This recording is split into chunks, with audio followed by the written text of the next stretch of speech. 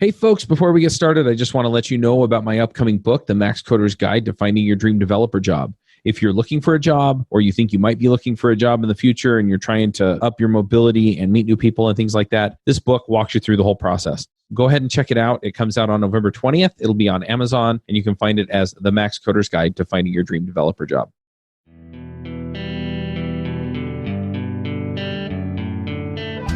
Hey, everybody, and welcome to another episode of the Ruby Rogues podcast. This week on our panel, we have Dave Kimura. Hey, everyone. I'm Charles Max Wood from devchat.tv, and this week we're going to be talking about deviating from the Rails core.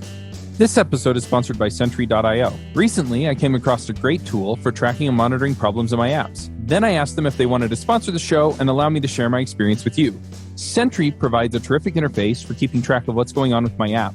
It also tracks releases so I can tell if what I deployed makes things better or worse. They give you full stack traces and as much information as possible about the situation when the error occurred to help you track down the errors. Plus, one thing I love, you can customize the context provided by Sentry. So, if you're looking for specific information about the request, you can provide it. It automatically scrubs passwords and secure information, and you can customize the scrubbing as well. Finally, it has a user feedback system built in that you can use to get information from your users. Oh, and I also love that they support open source to the point where they actually open sourced Sentry if you want to self-host it. Use the code devchat at Sentry.io to get 2 months free on Sentry's small plan.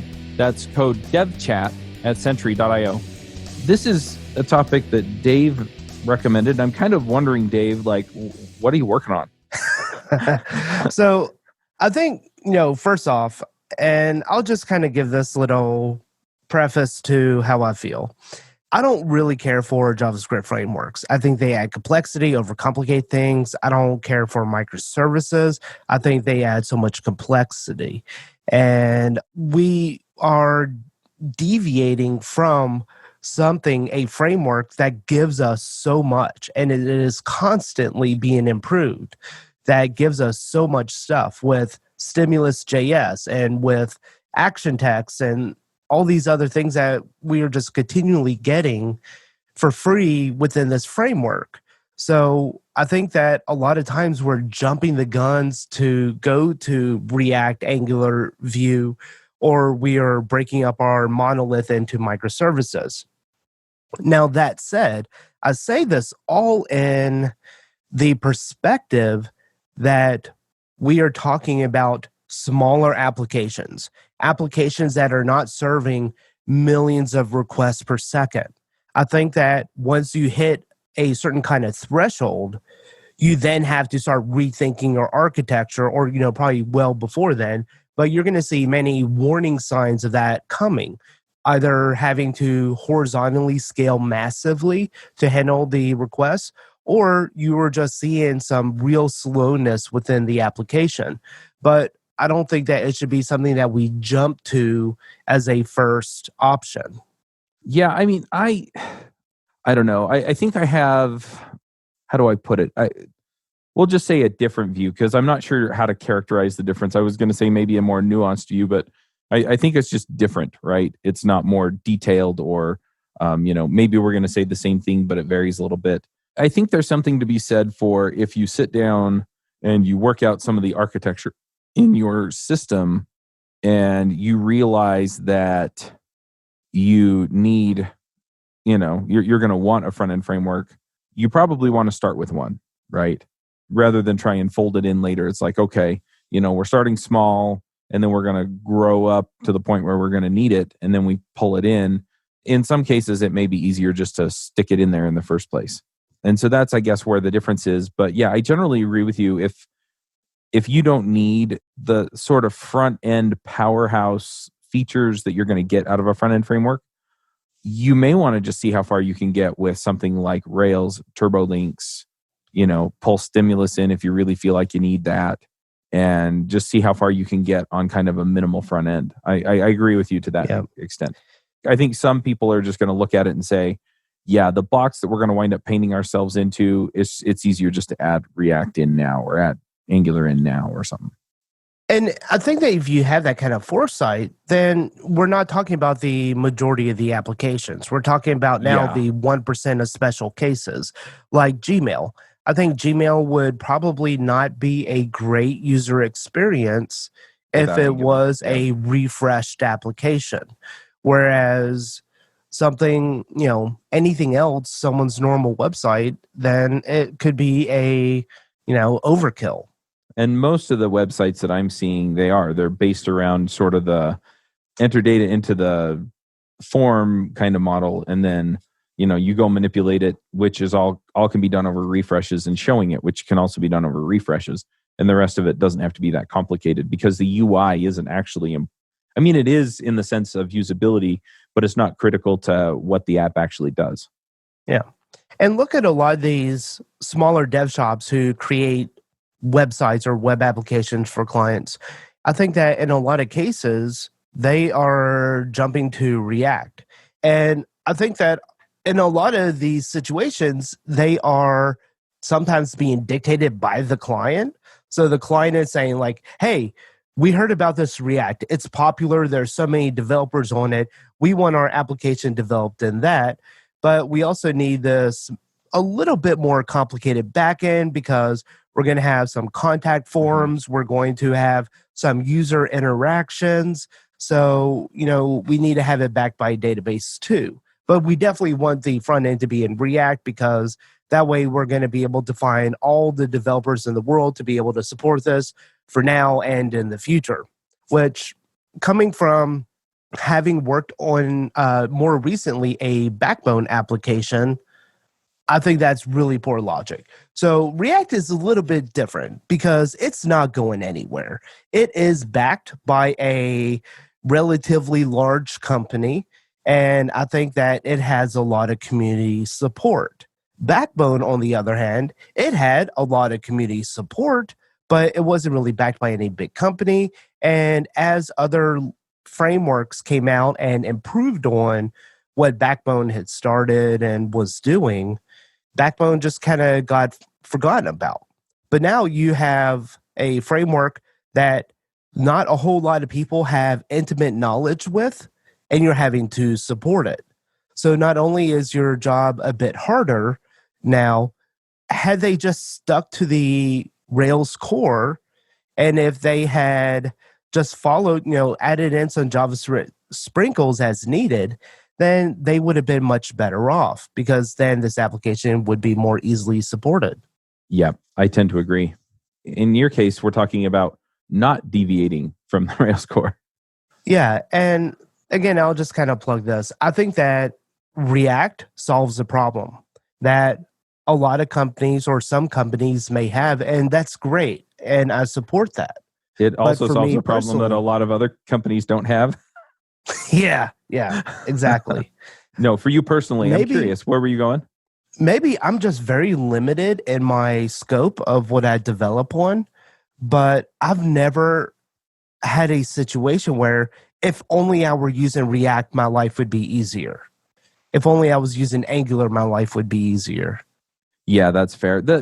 I think there are gradations to this too, right? I mean, if we're talking about deviating, we're mostly talking about on the view layer. Back in the day, the big deviation was putting Haml in, right? Or Slim or something. And now we're getting to the point where it's, we're basically letting the front end framework take over the entire front end.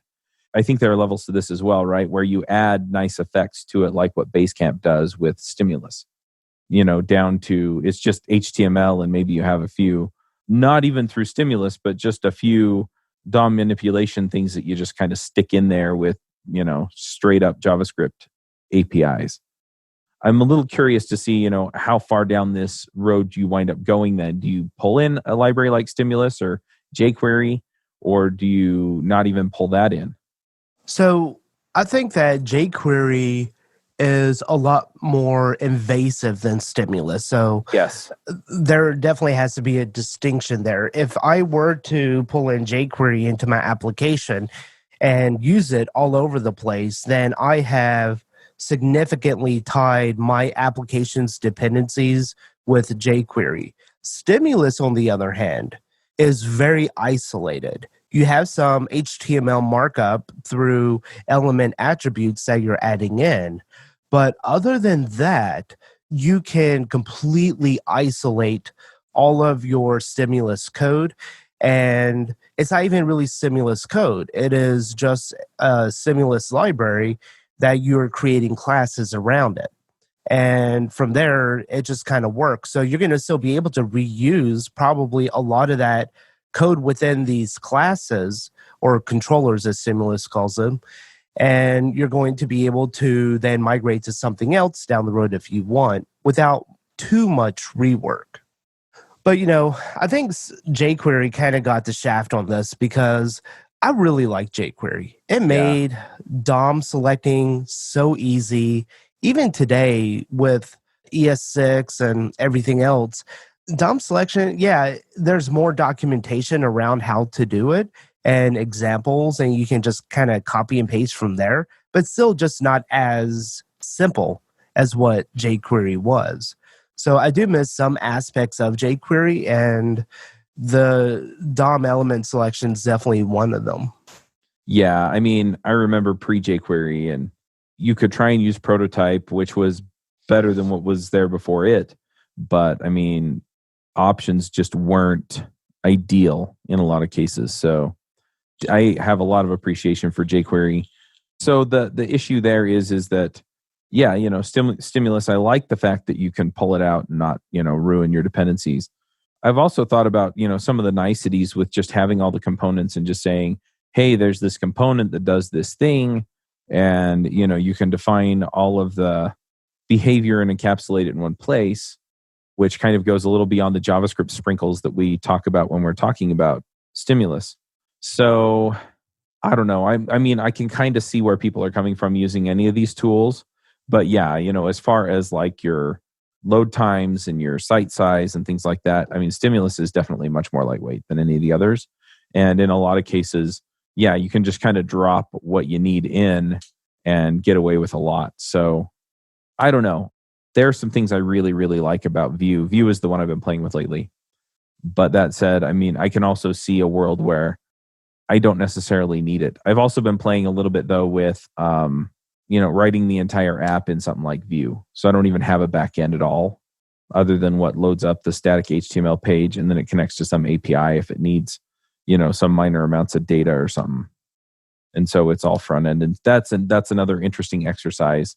But yeah, I think it depends on the app you're building and how you want it to operate. Like you're saying, in a lot of cases, you could get away with a server rendered page built in Rails that just kind of does what it does and has some JavaScript to augment the parts that need it. Yeah. What about other kinds of deviations from the Rails core? I mean, I've seen people build stuff in where they're using something like Mongoid and Mongo, or they pull it, so the ORM layer is different, or they put some layer on top of the view rendering layer to get statically rendered React or Angular or something like that. So here's a funny story that I experienced this past year, and it's with searching, doing a full text search. So on Drift and Ruby, I was using ElasticSearch to handle the searching of episodes. And why not? Because that's a great full text search engine where I'm able to go in and provide results based on the user's input. And that worked great for several years. But the drawbacks of that is, one, I have complicated my infrastructure a bit more by adding in an additional dependency. I wasn't at the time getting the traffic to justify going to something like a full text search, where a query on the database would have been just as performant and it would have made no difference to the end user. So what ended up happening was the Elasticsearch service that I was using, so it was in AWS, it just stopped working. I had a backup index, so I was paying for essentially two services there, and it just stopped working. I started to debug it and try to figure out what's going on. And the more I got into it and started thinking about it, I started thinking, have I prematurely complicated my infrastructure and my application by using Elasticsearch? And so I ended up figuring out the issue, got the application back up and running, But then I started to refactor and to remove Elasticsearch from my application entirely. And so now Drifting Ruby is running without Elasticsearch. It's just doing the SQL queries on the database, and it's just as performant. I'm not missing anything from there. So by deviating from the Rails core of just using the existing ORM active record to do my queries and searches, I was not only spending more money, I was complicating my infrastructure, and I was adding essentially a level of technical debt where I then had to spend man hours to try and resolve issues that was caused by this decision. So how did you get around using Elasticsearch then? I'm kind of curious. So I was basically just doing queries. So on Drifter Ruby, it really keys off of just a few different fields when doing the search, because it's just a one text box where you type in a few keywords that you want to find an episode on, and it's going to search the title, the description, and the tags. And between those three things, I just created a query that would search them and prioritize based on which one was finding the hit. And luckily, I had extracted out all of my searches and the queries, so I didn't even put them in the model as a scope or anything like that. I created a episode search class a few years ago, and that episode search class then would call a method. That method would then do the Elasticsearch, and then it would return the active record relation results. So I only had to go into these search classes that I had created originally to then just modify that one little bit of line of code and then remove search kick from my application, and then just the little sprinkles of search kick throughout within the models and that kind of stuff. So it was actually a very minimal effort to remove it from my application, because at least I did have the foresight of extracting away the code to a point to its own responsibility, essentially. That makes sense. I was asking for two reasons. One was, okay, how did you simplify? And the other one was, I kind of need that for dev chat. So I was trying to find the best way to figure that out. So yeah, that makes sense. So is there some approach you're taking to this now as far as, maintaining the solution you have that you feel like is going to work out for you, or, so that you don't have all the technical debt? I mean, I'm not saying this well, but it seems like, you found a simplified solution, but it's still not kind of a core Rails solution, right? Well, I think when I say deviating from the Rails core, I don't really mean talking about the structure of my application. Okay. I think that we do need to follow, quote, best practices in programming. So don't throw everything in a controller, don't throw everything in a model, separate responsibilities. So I think from that instance, creating a separate folder within your Rails application, like a search folder or whatever else. DHH would put it all in the models. He would create a episode search model within the models folder. And, that's just his way of doing it. It's a class, so it goes there. I really don't like doing that, because I kind of like keeping my model folder for things that are actually touching the database. And then I like having separate folders for other kind of plain old Ruby objects that are separating or removing multiple responsibilities from a controller or model into its own class. Right. So how do you feel about some of the other deviations, like, using MongoDB and Mongoid, or some of the other ORMs that are out there? I think, what's the one from ROM? There's SQL. Yeah. Or SQL. Yeah. I don't know how it's pronounced. I think it's SQL, but it's spelled out SEQUEL. Yeah. So I think that they have their own advantages if we're not talking about a Rails framework. So those are not Ruby on Rails specific.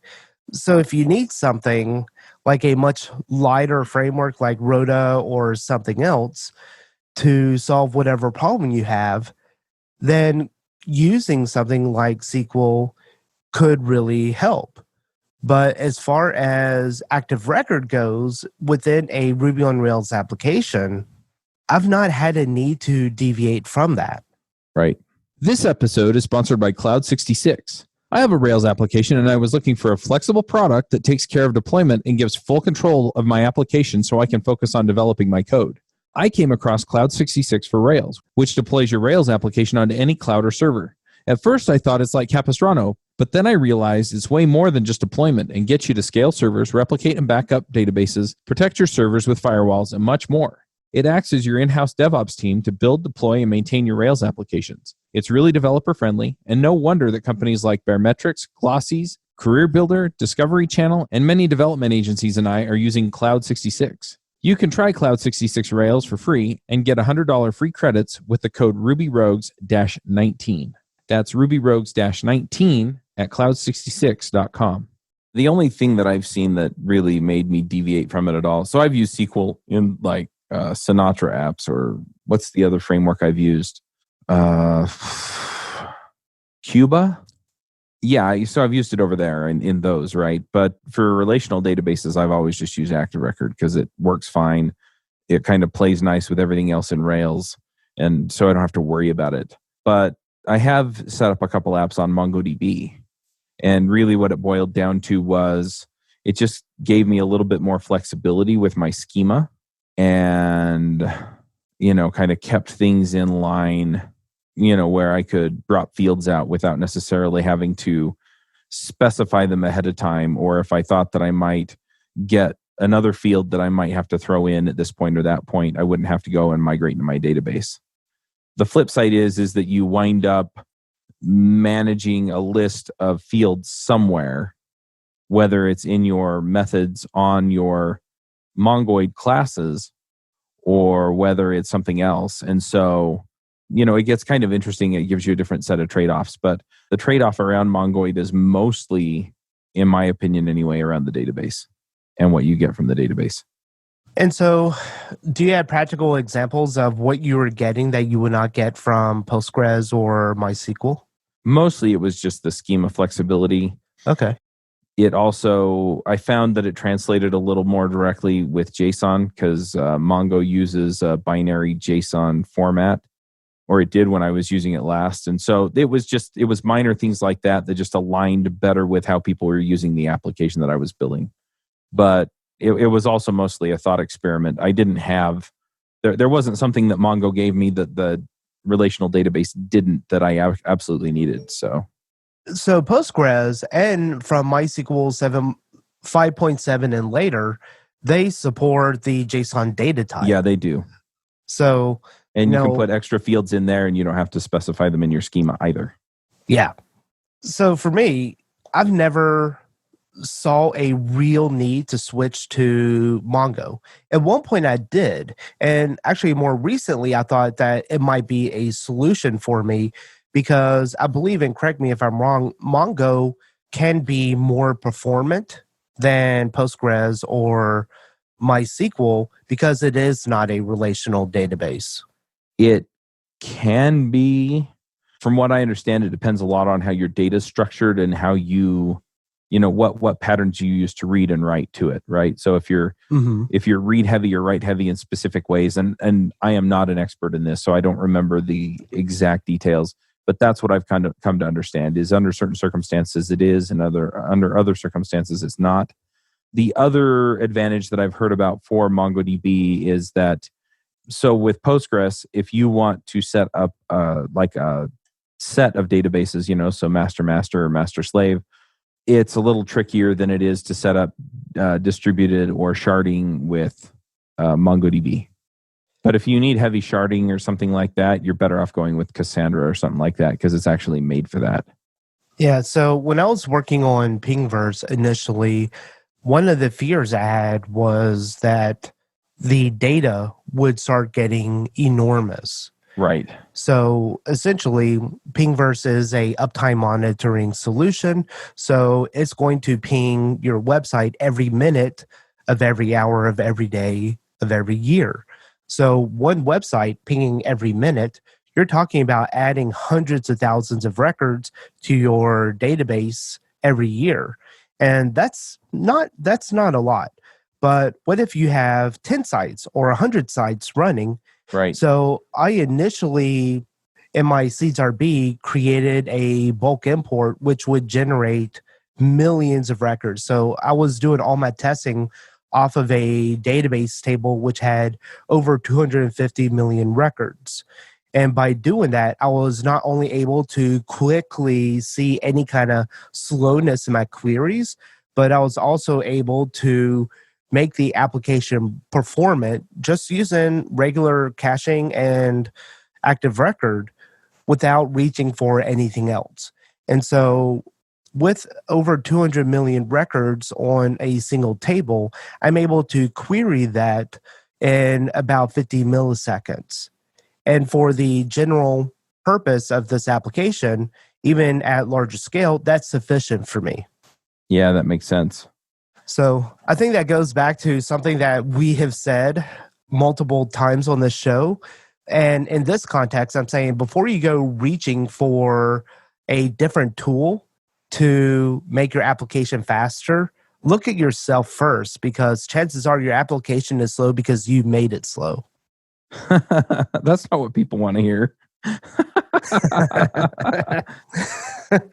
In every case that my application was acting slowly, it's because of a decision I've made.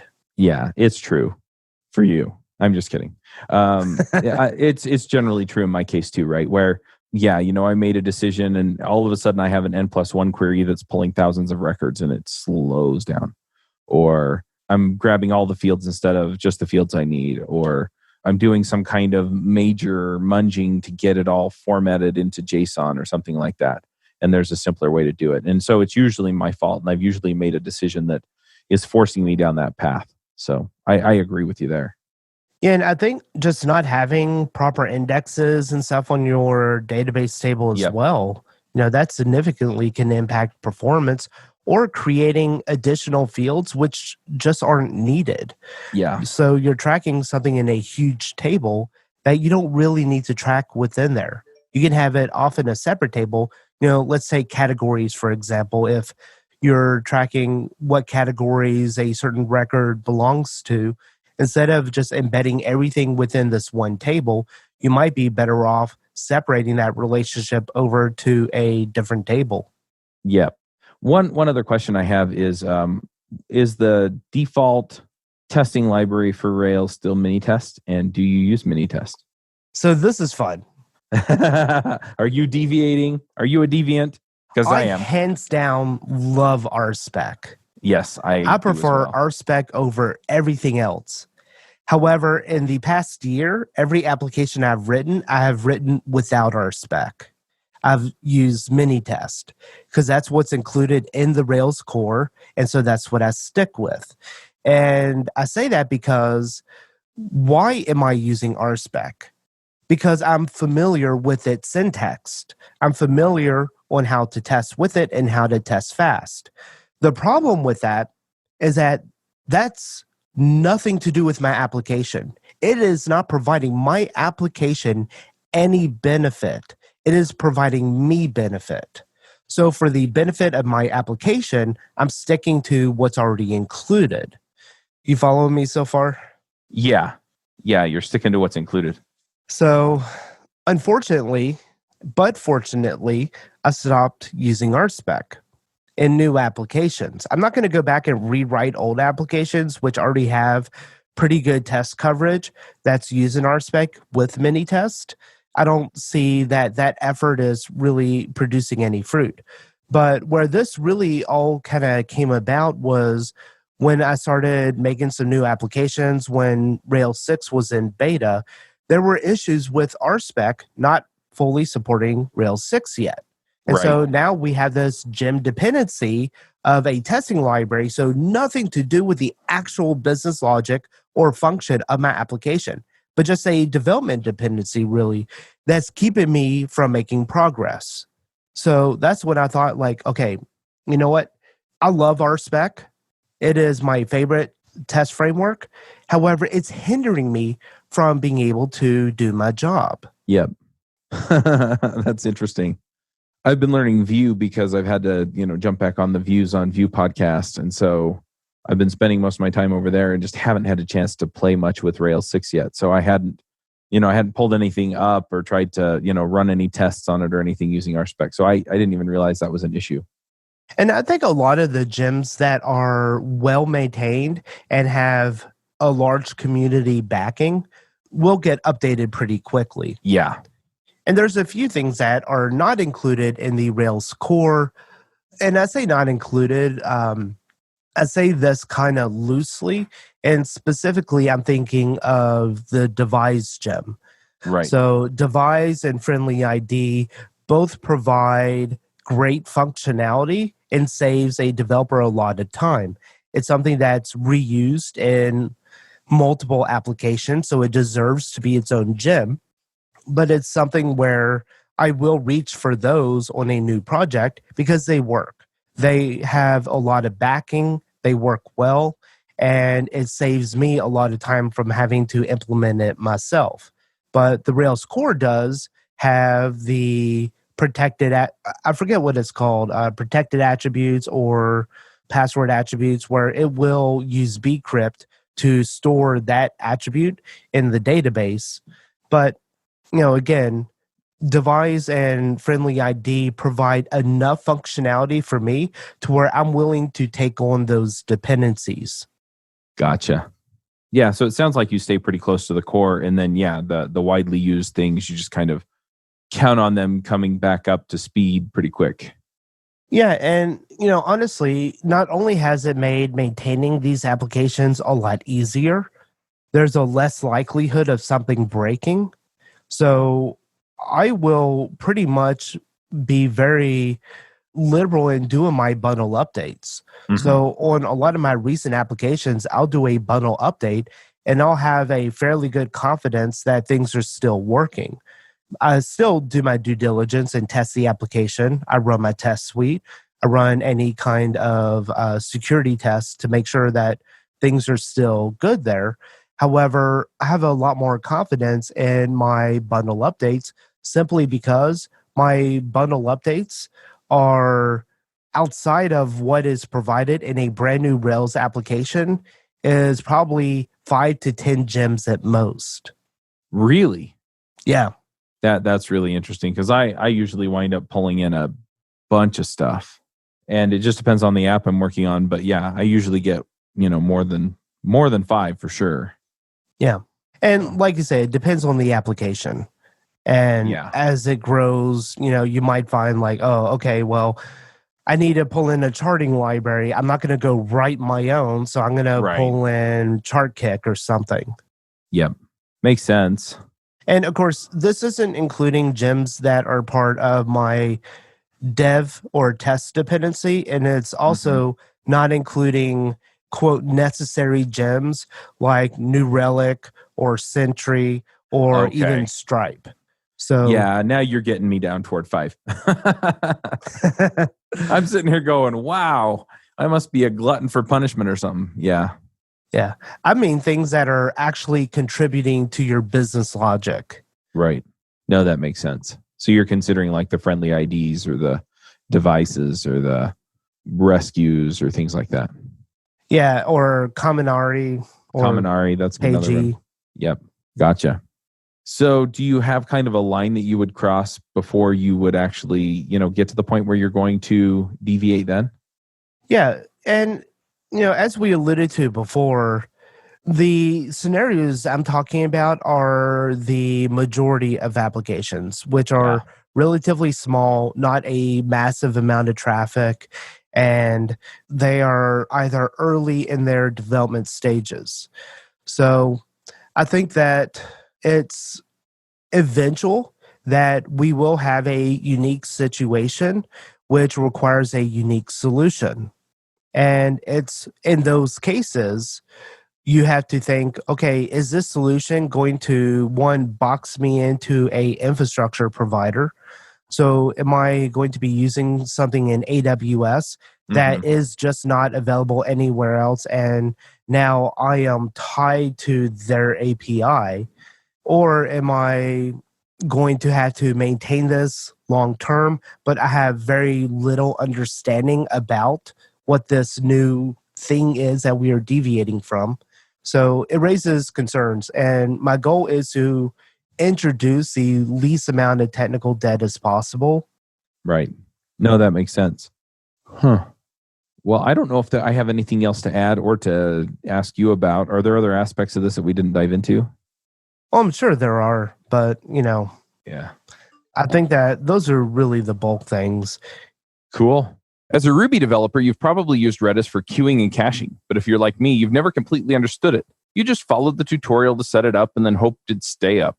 Now that I'm building my own services for other people, I realize that you and I often don't have the desire or time to run an ops or DevOps team or do it yourself. Plus, since you're not a Redis expert, you're not exactly sure how to know what it's doing. That's why I love Redis Green. No setup. It runs on any AWS region I want, so I can run it near me. And the tooling is amazing. I have to tell you about this feature, actually. It actually maps the memory you're using and tells you where all the memory is allocated. So this makes it really easy to see what's going on in your Redis setup. It also runs on AWS, so it scales easily and can alert you when it hits certain thresholds in performance or capacity. Sorry for going all fanboy on you, but I love this tool. Here's the thing. If you don't want to do ops or are already on Heroku or something, then use Redis Green for the rest. It's simple, yet powerful. Check them out at redisgreen.net. Well, let's go ahead and do some picks then. Do you have some picks or do you want me to start? Oh, yeah, I do. So my first pick is a open source project called Nextcloud. It is a self-hosted solution. And think of it like a Google Drive with Google Docs and spreadsheets and stuff, but you can all self-host it. And one thing that I absolutely love about Nextcloud is that they also have a site called scan.nextcloud.com, where once you stand up your own environment on your own servers or your own virtual machine, wherever, this scan.nextcloud.com will actually scan your environment to make sure it's secure. And I think that's something that we just don't have in the community of open source software. Is I have this product, or this product that I found is awesome, it's amazing, and I want to host it myself on my own servers, but I want to make sure it's secure. So these open source projects aren't taking the step to ensure that their application is secure within your environment. Instead, they just say, yeah, it's open source, use it freely. But Nextcloud does take that step, and I think it is awesome. And the other one is I take a lot of pictures of my kids, and one of the things that I used to do a lot of photography back in the day, and a lot of I did weddings and stuff. But one of the things that I have missed from my DSLR days and film days is having a really good camera with lenses that are vibration stable and stuff. Mm-hmm. So I do everything with my smartphone now because I'm not going to whip out a $1,000 SLR in front of kids who are throwing Play-Doh around. So yeah, and I say Play-Doh nicely. It's usually not Play-Doh. It's usually their crap or something. Right. So I picked up the DJI Osmo 3. It is their newest version. It was just released a month or two ago. And I've never had a stabilizer on a phone before, but this thing is really cool. I'd say it's relatively affordable. It's about $120, but it will really stabilize your videos, and it does a facial following. So it'll recognize the face and it'll follow the face and stuff. So you can actually take some really quality videos with your camera or with your phone. Nice. All right, I'm going to throw out a couple of picks as well. The first one, I'm not going to be long-winded on this one. It is my book. It's coming out on November 20th, The Max Coder's Guide to Finding Your Dream Developer Job. So if you're looking for a job, or you're thinking about moving, or you're worried about having some kind of stability to be able to fall back onto another job, then go check it out. It'll be on Amazon. It's self-published, so you can just go pick it up there. Another thing that I'm putting together is I'm using buymeacoffee.com and setting up kind of tip jars. It's a little bit like Patreon, except a whole lot simpler. And so I'll have a link to that in the show notes as well. I'm setting those up today. Then I have 2 Christmas movies that I'm picking on the different shows. And I'm probably just going to pick Christmas movies for the next few weeks, since these episodes are going to be coming out, in the season between now and Christmas. So the first 2 that I'm going to pick, both of these have James Stewart in them. The first one is It's a Wonderful Life. I think that one is one that most people have seen here in the US if you watch Christmas movies around Christmas. It was made in 1946, I want to say, and has James Stewart and Donna Reed, and it is a fabulous movie. So yeah, I'm not going to say much more about that because I figure most people know what it is. And if you don't, go watch it. Kind of has a nostalgic feel for me. We used to watch it every year with my dad. And last Christmas was the first Christmas without my dad. So it has a little bit more of that feel, right? That nostalgic feel. The other pick that I have is, like I said, another Christmas movie with James Stewart in it. This is going to be the newest one I'm going to pick, or the most recent movie I'm going to pick. It was released in 1980. So that gives you an idea. I think most of the rest of the movies that I'm going to pick were made in either the 50s or the 40s. But there are a ton of terrific Christmas movies out there. There are a bunch that were made later than that are classic, I think, in some way. But these ones just, I don't know what it is, but there's just something about them. But this one from the 1980s is called Mr. Kruger's Christmas. And it's about this older man who's a custodian in a building. They're not really specific about where it is. But yeah, he's kind of, he's trying to get that Christmas feeling, right? And so you kind of see him have daydreams about different things. And, he meets a little girl who comes caroling to where he lives. And anyway, it's an amazing. It really, for me, captures the feeling of Christmas in the sense that Christmas is focused on Jesus Christ, and then the next focus is on our fellow man. And so you see that, Mr. Kruger is kind of a lonely guy who isn't exceptionally well off in any way. And you really get to feel for him and recognize that Christmas is a time to be together and to recognize the humanity in other people. So anyway, go watch it. It's terrific. And the music in it is by the Mormon Tabernacle Choir. Anyway, it's amazing. So I'm going to pick that as well. Yeah, I think that's it. So anything else you want to shout out about, Dave, before we wrap up? Not today. All right, folks. Well, then we'll be back next week. And until then, max out. All right. Talk to you later. Bandwidth for this segment is provided by CacheFly, the world's fastest CDN. Deliver your content fast with CacheFly. Visit CacheFly.com to learn more.